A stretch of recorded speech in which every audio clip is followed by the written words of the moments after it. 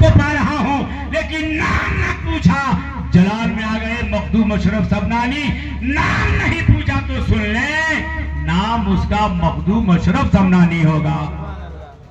جنازہ پڑھا دی، مٹی دے دیا، تختے لگا دیے۔ حیرت کی بات، آج بھی لطائف اشرفیہ کے اندر، تذکرے مشائخ اشرفیہ کے اندر یہ بات ملے گی، آپ پڑھیں گے۔ نماز مٹی دینے کے بعد جب لوگ فاتحہ پڑھنے لگے تو فاتحے کے دوران مراقبے میں حضرت مخدوم اشرف سمنانی ہیں کہ اچانک مخدوم بہاری کا ہاتھ ان کے قبر سے باہر نکل گیا، ان کے قبر سے باہر نکل گیا، قبر شک ہوا، ہاتھ باہر نکلا۔ لوگ تو حیرت میں تھے مگر مخدوم اشرف سمنانی کی آنکھ بند ہے، سبحان اللہ، وہ مراقبے میں ہے۔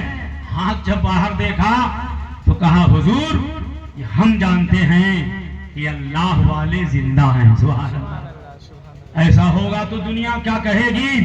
آواز آئی مخدوم اشرف، مجھے میرے پیر نے ٹوپی عطا کی تھی، میں نے غلاموں کو کہا تھا ٹوپی میری قبر میں رکھ دینا، میں اپنے قبر میں ٹوپی نہیں پاتا، مجھے اس کی ضرورت محسوس ہو رہی ہے، فوراً ٹوپی منگائی گئی۔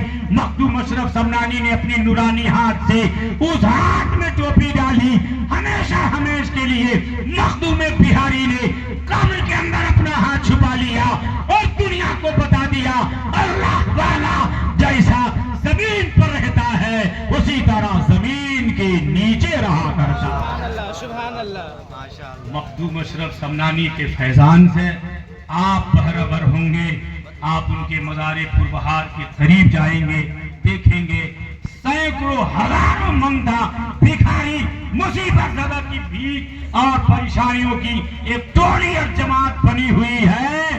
میرا مخدوم آج بھی فیضان جاری کیے ہوا ہے، سینکڑوں لوگ شفا پا رہے ہیں، مصیبت زدہ لوگوں کی مصیبت دور ہو رہی ہے۔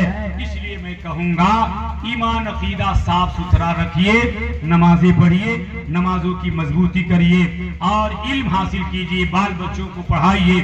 ایجوکیشن کے بارے میں قرآن نے سب سے پہلے کہا ہے اور سب سے پہلی آیت جو اتری تھی وہ ایجوکیشن کے لیے آئی تھی، وہ پڑھنے لکھنے کے لیے آئی تھی۔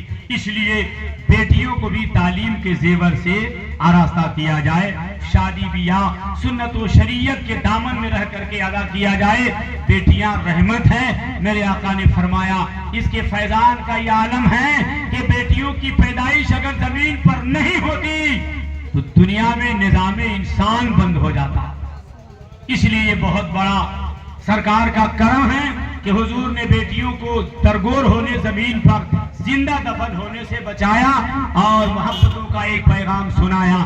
میں کہوں گا کہ بیٹیوں کو بھی تعلیم چاہیے، ایجوکیشن چاہیے، پردے کے دامن میں رہ کر کے حیا کی چادریں اوڑھ کر انہیں بھی پڑھنا چاہیے، اس لیے کہ انسان کو ترقی پانے کے لیے ماں کا بہت بڑا رول ہوا کرتا ہے۔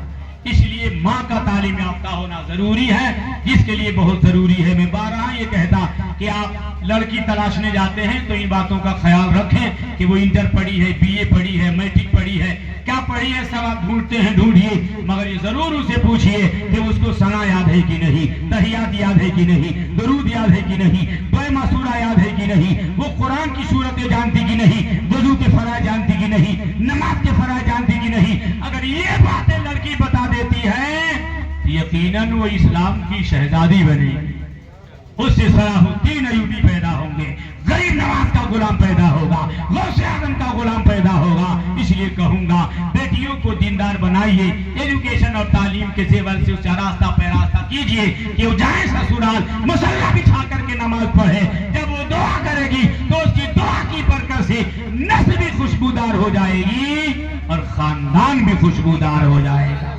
اللہ نے فرمایا لقد کان لکم فی رسول اللہ اسوۃ حسنہ، رسول اللہ کی زندگی تمہارے لیے عمل کا بہترین نمونہ ہے۔